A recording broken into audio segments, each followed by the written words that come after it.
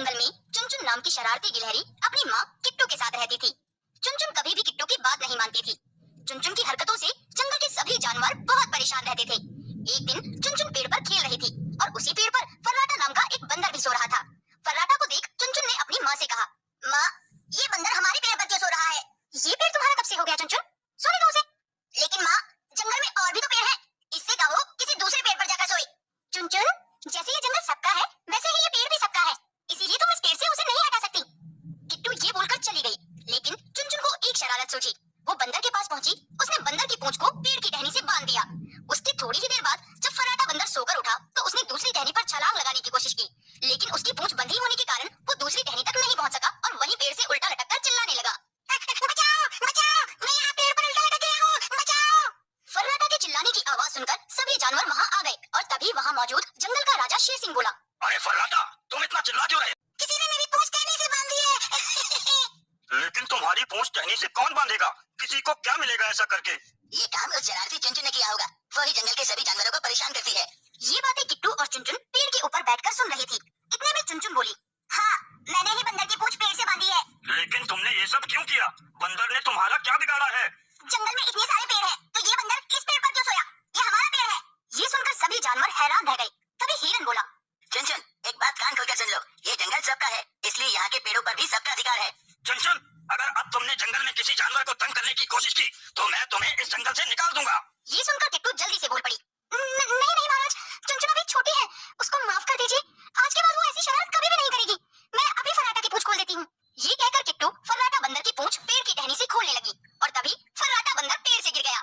इतने में शेर सिंह बोला, किट्टू, किट्टू, समझा देना अपनी बेटी को, ये उसके लिए आखिरी चेतावनी है। ये बोलकर शेर सिंह और जंगल के बाकी जानवर वहाँ से चले गए और किट्टू ने चुनचुन से कहा, चुनचुन, तुम ये शरारतें करना कब छोड़ोगी? तुम्हारी ये ना समझी किसी दिन तुम्हारे लिए मुसीबत बन जाएगी, समझे? किट्टू की बात का चुनचुन पर कोई असर नहीं हुआ। ऐसे ही कुछ दिन बीत गए कि तभी किट्टू को किसी काम से जंगल से बाहर जाना पड़ गया और उसने चुनचुन से कहा, चुनचुन, मैं एक जरूरी काम से जंगल के बाहर जा रही हूँ, लेकिन तुम यहाँ किसी को परेशान मत करना और जंगल से कहीं दूर मत जाना। ठीक है माँ, आप चिंता मत करो, मैं किसी को परेशान नहीं करूंगी। लेकिन चुनचुन की बात पर किट्टू को विश्वास नहीं था, इसीलिए उसने अपने पड़ोस में रहने वाले कालू कौवे से कहा, कालू भाई, मैं जंगल से बाहर जा रही हूँ, एक दो दिन में वापस आ जाऊंगी, क्या तुम चुनचुन का ख्याल रखोगे? ठीक है किट्टू, लेकिन जल्दी आने की कोशिश करना, तुम्हारी बेटी को ज्यादा दिन तक संभालना मेरे बस की बात नहीं है। कालू भाई, चिंता मत करो, मैं जल्दी आने की कोशिश करूंगी। ये बोलकर किट्टू चली गई और चुनचुन वहीं जंगल में रहने लगी। एक दिन चुनचुन पेड़ पर अकेली बैठी सोच रही थी, माँ को गए हुए इतने दिन हो गए, क्यों ना मैं भी जंगल से बाहर जाकर माँ से मिलूं, माँ मुझे देखकर कितना खुश होंगी। ये सोचते हुए वो पेड़ से उतरने लगी ताकि वो जंगल से बाहर जा सके। लेकिन पेड़ से उतरते हुए उसे कालू ने देख लिया और वो बोला, चुनचुन, तुम कहाँ जा रही हो?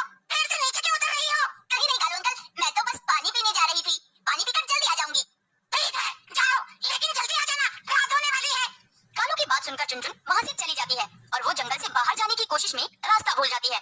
अब उसे दूर दूर तक कोई नहीं दिखाई देता जिससे वो रास्ता पूछ सके। उधर किट्टू जब पेड़ पर वापस आई तो उसे चुनचुन कहीं नहीं दिखाई दी। उसने कालू से पूछा, कालू भाई, चुनचुन कहाँ है? उसने थोड़ी देर पहले मुझसे कहा था कि वो पानी पीने जा रही है, उसके बाद वो अभी तक नहीं लौटी।